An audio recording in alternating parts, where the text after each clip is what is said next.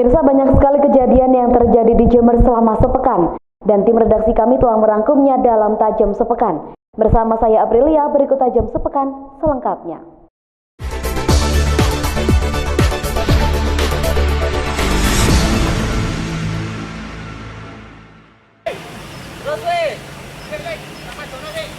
Tebing di tepi jalan utama Jember, Banyuwangi, Bali semalam longsor di kilometer 35 Desa Garahan, Kecamatan Silo.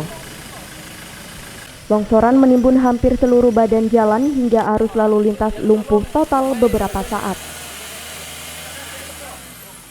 Tim Reaksi Cepat Badan Penanggulangan Bencana Daerah atau BPBD Kabupaten Jember bergegas dengan peralatan sederhana mengatasi longsoran hingga jalan sementara waktu bisa digunakan. Akbar, ini mau jam berapa, Pak? Jam 7. Jam 7 ya? Malam ya? Iya, malam. Ini karena apa ini, Pak? Jatuhnya karena apa ini? Hujan. Hujannya mau jam berapa? Mulai jam 1. Jam 1 siang? Iya. Sejak pukul 21 waktu Indonesia Barat semalam, polisi memberlakukan sistem buka tutup arus lalu lintas untuk mengatasi kemacetan di tengah hutan Gumitir ini. Kejadian tanah longsor disertai dengan batu yang terjadi di KM 35 dari Jember. Terus? Untuk arus lalu lintas kami gunakan sistem buka tutup, namun semua kendaraan bisa melintas. Terus penanganan berikutnya kemudian? Penanganan berikutnya kami sudah kerjasama dengan instansi samping, yaitu dari pihak BPBD Jember dan PU Bina Marga Provinsi. Dan saat ini kami sudah berusaha untuk mendatangkan alat berat loader yang mana didatangkan dari Garahan. Jalan sepanjang 28 km di kawasan hutan Gumitir Jember ini menjadi perhatian khusus BPBD Jember karena seringkali mengalami longsor saat musim hujan dan melumpuhkan arus lalu lintas. Dari jalur Gumitir, Yudis Adi, Jember 1 TV melaporkan.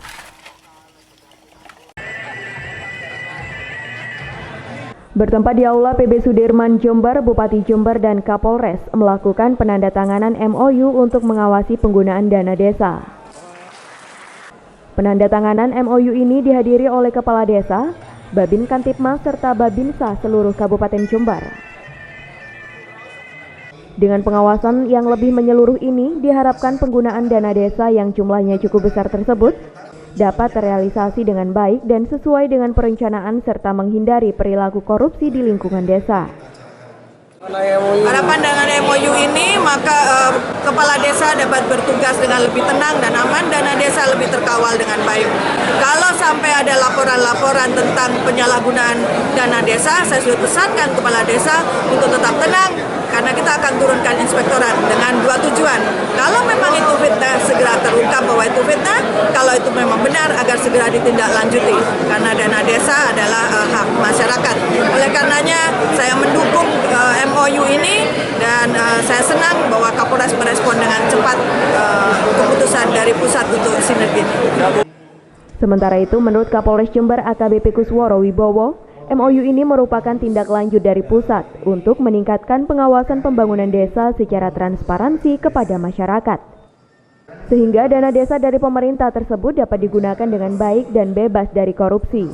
Dan pada teknisnya, Babin Kantipmas juga dibekali pengetahuan tentang dana desa dan pola penyelewengan yang bisa terjadi. Untuk itu, tindakan tegas juga akan dilakukan kepada pengguna dana desa bila melakukan korupsi. Jember dengan Pemkab Jember menandatangani 2 MOU. MOU yang pertama yaitu pengawasan dana desa. Ini sebagai tindak lanjut MOU yang dilakukan di tingkat pusat antara Polri, Pemerintahan Desa dengan Menteri Dalam Negeri. Nah, tentunya ini sifatnya adalah meningkatkan atau merangsang supaya pembangunan desa itu semakin baik sehingga kepala desa bersama-sama dengan tokoh masyarakat dengan 3 pilar ini merencanakan pembangunan desa berdasarkan dana desa yang ada, kemudian diupayakan untuk melakukan upaya transparansi transparansi dari penggunaan dana desa tersebut.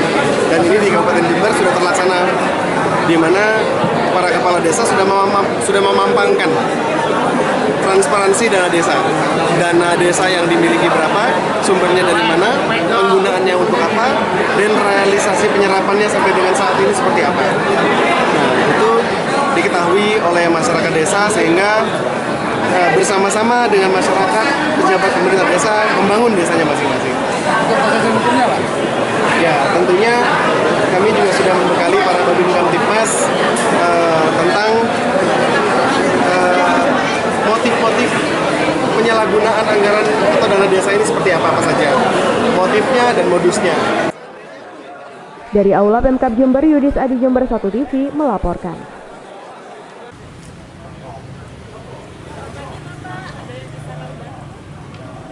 Personel khusus ini nantinya akan standby di pintu Polres Jember menggunakan atribut khusus bertuliskan informasi pelayanan. Selain untuk memberikan layanan prima kepada masyarakat, personil informasi pelayanan ini untuk menekan dan meminimalisir terjadinya pungli di lingkungan Polres Jember. Tak hanya itu, personil khusus ini juga sangat spesial lantaran personil yang bertugas berkriteria muda dan ramah, sehingga memberikan rasa nyaman bagi masyarakat yang datang di Mapolres. Menurut Kapolres Jember AKBP Kusworo Wibowo, personil khusus dan pelayanan prima kepada masyarakat ini juga bertujuan untuk mengejar predikat wilayah bersih birokrasi melayani atau WBBM.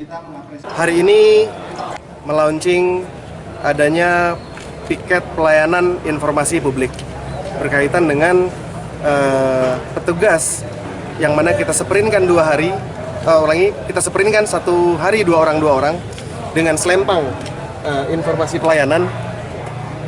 Maksud dan tujuannya adalah menjemput bola ketika ada warga masyarakat yang datang ke Polres Jember, kita memberikan pelayanan. Kita akan bertanya terlebih dahulu apa yang diharapkan masyarakat ketika masuk ke dalam Polres Jember, apa yang bisa dibantu, sudah tahu belum ruangannya, kalau belum petugas ini akan mencoba mengantarkan, dan petugas-petugas ini akan memastikan bahwa tidak ada pungli yang akan mereka terima pada saat sedang mengajukan proses pelayanan di kepolisian. Jadi mekanismenya nanti ada 1 polki dan 1 polwan di hari di mana mereka bertugas, kemudian masyarakat memasuki Polres menanyakan apa yang bisa dibantu, kemudian diantarkan ke ruangannya, kemudian memastikan bahwa tidak ada pungli sampai dengan sore hari mereka bertugas.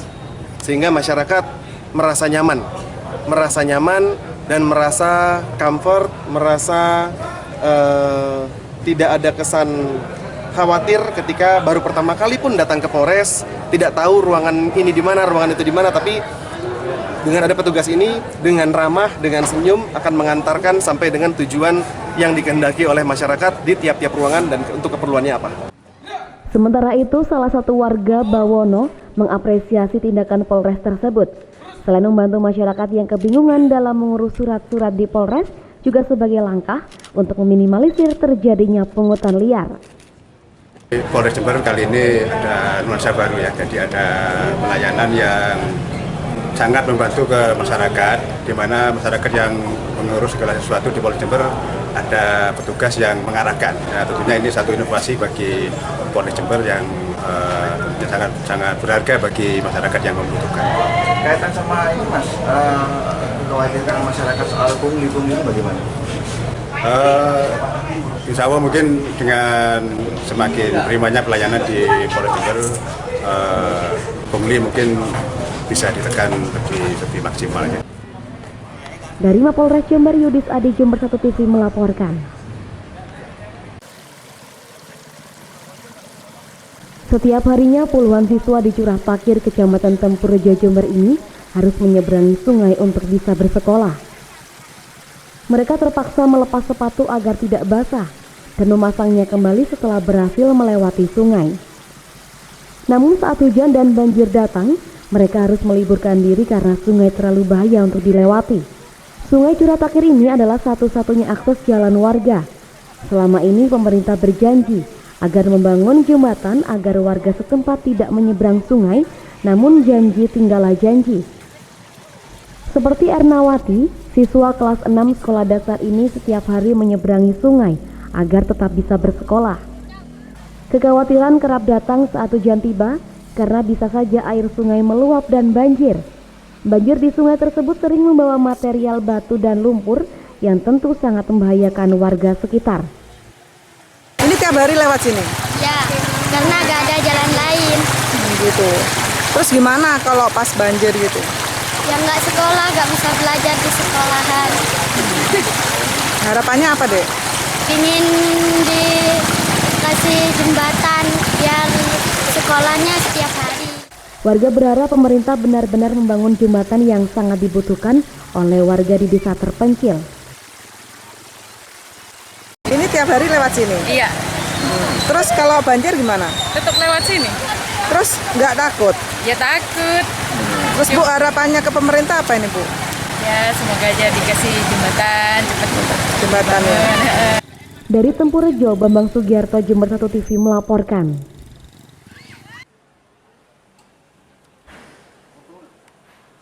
Simulasi diawali dengan evakuasi seluruh pegawai rumah sakit tatkala terjadi gempa di area rumah sakit. Seluruh pegawai langsung menuju titik kumpul yang sudah ditentukan. Tak hanya pegawai, para perawat pun menyelamatkan para pasien yang berada di dalam rumah sakit untuk menghindari peruntuhan bangunan. Seluruh pasien pun dievakuasi untuk keluar gedung.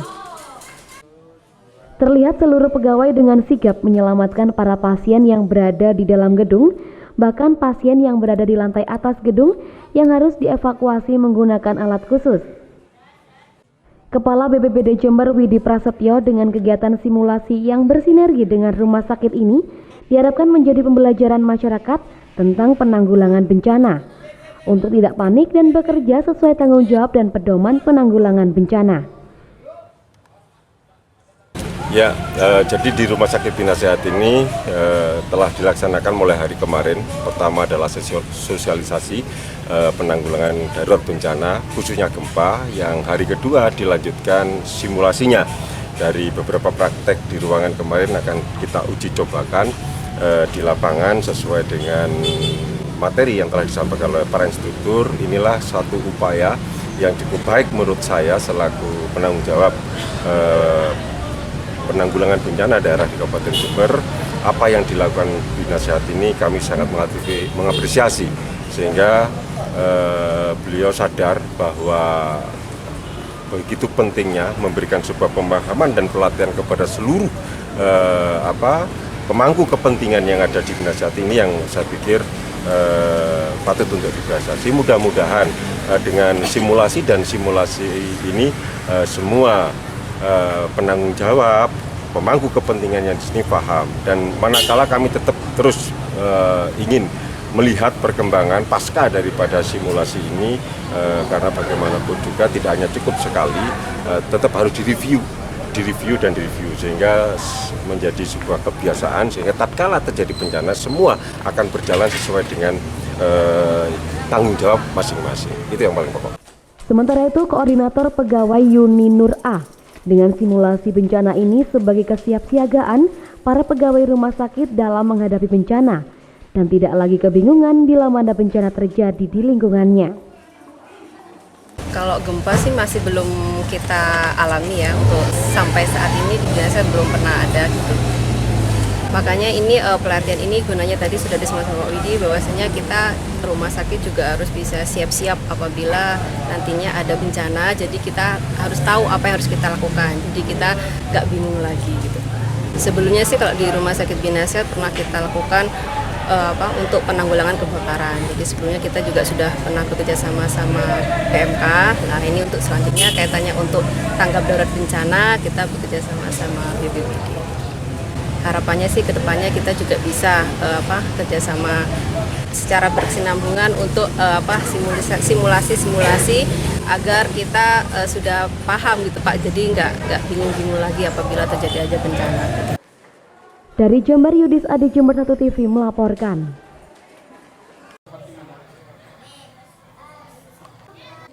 Siswa sekolah dasar Gugut 1 Rami Puji Jember, Jawa Timur terpaksa belajar di ruang kelas taman kanak-kanak dan ruang perpustakaan pasca 3 kelas sekolah tersebut ambruk. Mereka mengikuti ujian tengah semester dengan duduk di lantai. Namun siswa taman kanak-kanak menjadi tidak bisa belajar seperti biasanya. Mereka lebih banyak bermain di halaman sekolah. Ya karena keadaan darurat Mbak, kelasnya kan roboh untuk kelas 4, 5, 6. Jadi yang diutamakan kelas tinggi, katanya kepala sekolah kita harus geser. Jadi kelas 3 diisi oleh kelas 6. Ya itu. Sampai kapan nih nanti Pak? Ya kurang tahu. Sampai kira-kira ya sampai selesai nanti ini ya. Terus gimana Pak dengan pergeseran itu kan biasanya di bangku, di lesehan gimana Pak anak-anak? Ya kita harus anak-anak nanti kan adaptasi menyesuaikan diri Mbak. Sementara itu sejumlah aparat TNI bergotong royong melakukan pembersihan di gedung sekolah yang ambruk. Diketahui atap sekolah ambruk karena tidak kuat menahan beban genteng. Sekolah tersebut dibangun pada tahun 2008 lalu. Diduga atap baja yang terlalu tipis membuatnya tidak kuat menahan beban. Beruntung saat kejadian para siswa masih belum masuk ke ruang kelas. Dari Randy Puji, Bambang Sugiarto, Jember 1 TV melaporkan. Beginilah kondisi rumah Ibu Sadi, warga Dusun Kerajaan, Desa Kelompangan, Kecamatan Ajung, yang ambruk akibat diterjang angin ribut pada hari Jumat kemarin, dan hingga saat ini kondisi rumah korban masih belum dibenahi karena tidak memiliki dana. Selain rumah yang hancur, perabotan rumah tangga milik korban yang tidak bisa diselamatkan. Korban berharap bantuan dari pemerintah untuk segera membangun rumahnya kembali. Ini rusak total, Bu? Total, kemat. Total semua ya? Iya. Terus Ibu saat ini tinggalnya di mana? Hah? Tinggalnya Ibu di mana? Di sana, di rumahnya Pio. Oh, di rumah Pio? Sana, iya. Sudah berapa hari, Bu? Mulai Jumat. Oh, mulai Jumat? Iya. Sampai saat ini, Bu? Iya. Ini belum ada perbaikan rumah, Bu? Belum diperbaiki rumahnya? Belum diperbaiki. Ada dari pemerintah janji mau diperbaiki, Bu? Iya, dari Pak Camat. Rencananya mau diperbaiki ya? Iya. Tapi hingga saat ini masih belum diperbaiki? Iya. Untuk sementara korban hingga saat ini terpaksa menumpang di tetangganya untuk bermalam. Dari Ajung, Bambang Sugiarto, Jember 1 TV melaporkan.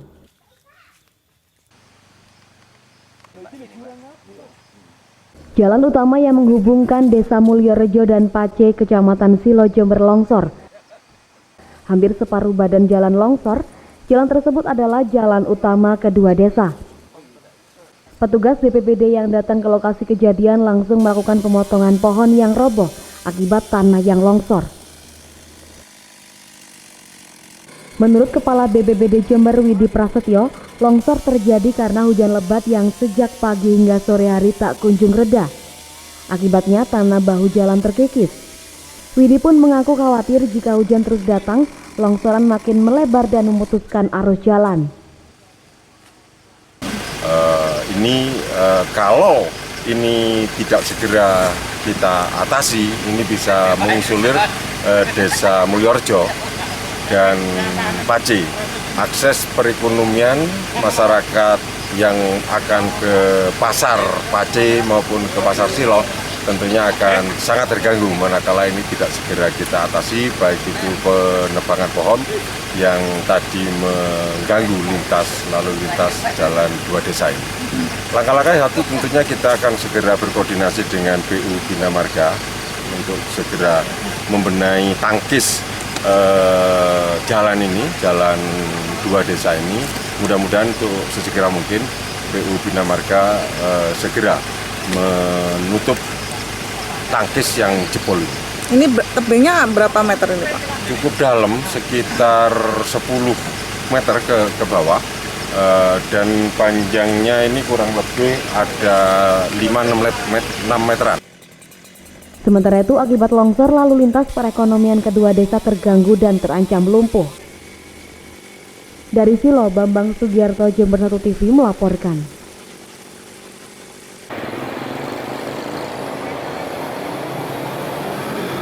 Sesuai target tahun 2017, perusahaan daerah air minum atau PDAM sudah menyetorkan sebanyak 600 juta rupiah ke pendapatan asli daerah atau PAD. Bahkan setoran tersebut kemungkinan bisa bertambah hingga akhir Desember mendatang. Direktur PDAM Jember Adi Setiawan memprediksi PAD yang disetorkan kepada Pemkab bisa melebihi target, dan di tahun 2018 target akan ditambah 10% dari target PAD di tahun 2017. Ya, tahun ini kita sudah setor PAD sampai dengan hari ini 600 juta sesuai dengan target. Insya Allah akan meningkat di tahun depan. Iya Pak, untuk kalau misalnya Tahun depan nanti akan kita tingkatkan naik sekitar 10%-an ya, 660.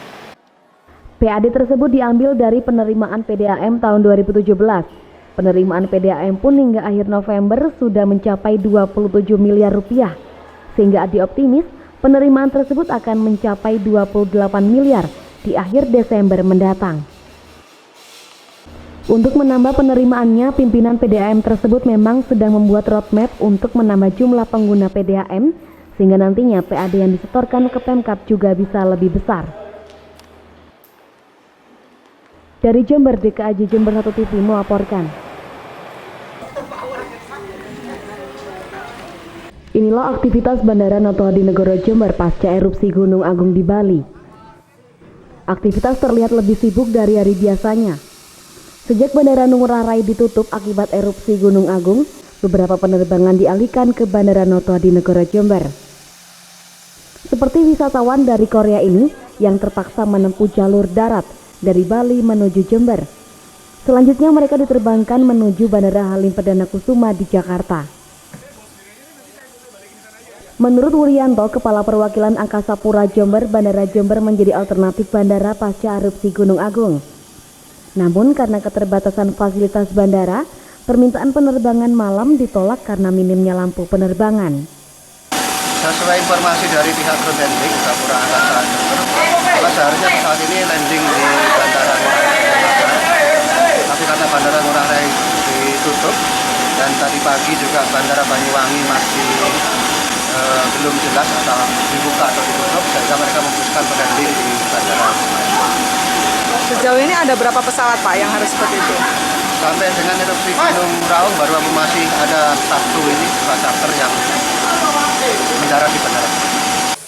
Sementara itu pihak Bandara Jember tetap waspada terhadap dampak abu vulkanik Gunung Agung. Dari Bandara Noto Hadinegoro Jember, Bambang Sugiarto, Jember 1 TV melaporkan. Sejak sepekan terakhir harga kentang, tomat dan cabai besar di Pasar Tanjung Jember mengalami kenaikan. Kenaikan harga ini dipicu karena curah hujan yang cukup tinggi sejak beberapa hari terakhir, jadi banyak sayuran yang busuk dan kualitasnya tidak layak dikonsumsi. Untuk harga cabai merah besar naik Rp5.000 dari harga Rp15.000, saat ini menjadi Rp20.000. Harga tomat naik Rp5.000 dari harga normal Rp6.000 menjadi Rp11.000. Sedangkan untuk kentang hanya mengalami kenaikan sebesar Rp2.000 saja. Apa aja Mbak untuk harga-harganya? Terutama sayuran, terus lombok besar, sayuran dan Sayuran itu apa? Ya kayak wortel, buncis, kentang, bawang pre. Kentang biasanya harga 11, sekarang 13. Kalau ini tomat? Tomat ini biasanya 4.000, 5.000, sekarang 11, 12. Ya. Ya sekitar, kalau kentang 4 hari, kalau tomat sudah agak lama. Mulai musim hujan itu ya? 1 minggu. Kalau yang cabai itu, cabai merah besar itu? Cabai besar ini terus. Mulai dari belasan sampai sekarang sudah Sekarang 20 lebih. 20 lebih. Dari Pasar Tanjung Jember, DKAJ Jember 1 TV melaporkan.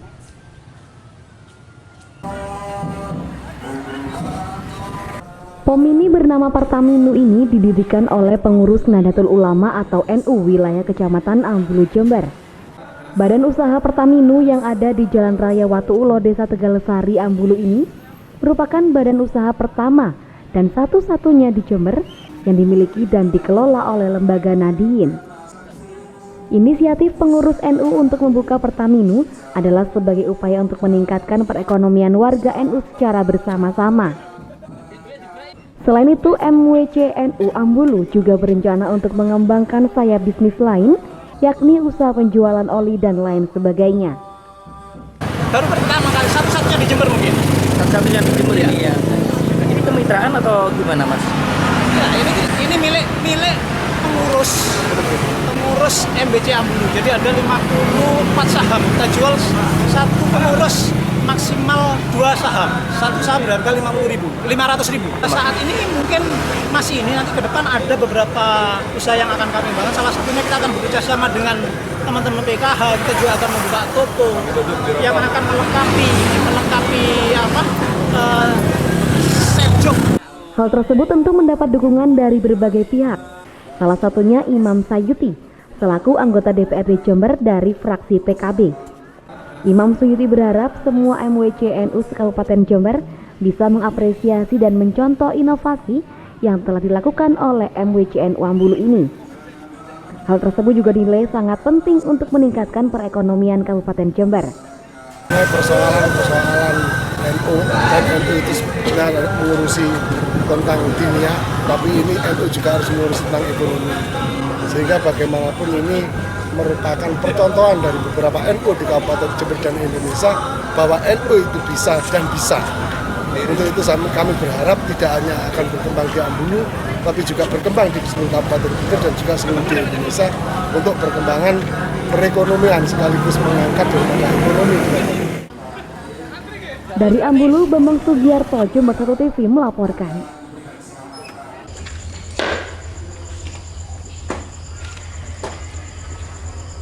Sebanyak 19 orang tim relawan kampus Universitas Jember yang terdiri dari unsur dokter, perawat, mahasiswa diberangkatkan ke wilayah pengungsian korban letusan Gunung Agung di Kabupaten Karangasem, Bali, Kamis malam.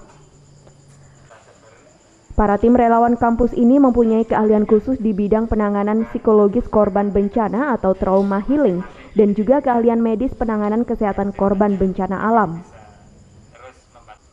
Teknik trauma healing sangat diperlukan untuk membantu pemulihan psikologis kejiwaan para korban, khususnya para korban anak sehingga tidak membawa dampak pada kepanikan, kebingungan, dan stres.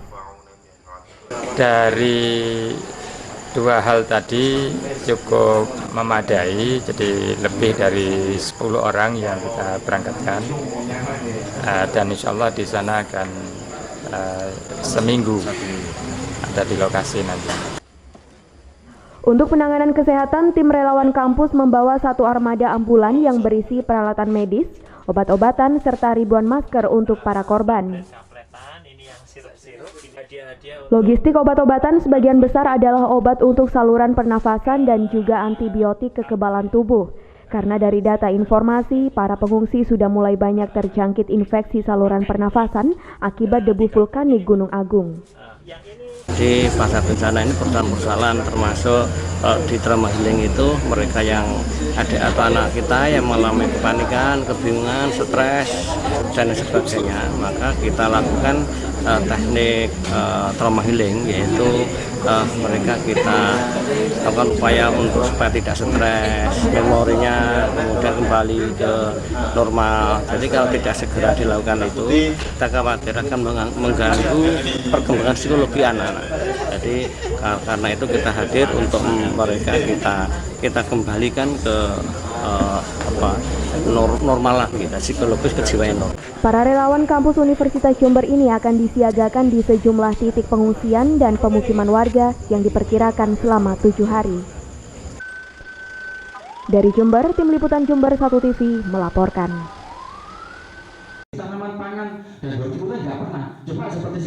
Menjelang musim tanam padi pada tahun 2017-2018 ini, berbagai persiapan sudah dilakukan oleh para petani di Jember. Tak terkecuali yang dilakukan oleh pengurus Kontak Tani Nelayan Andalan atau KTNA.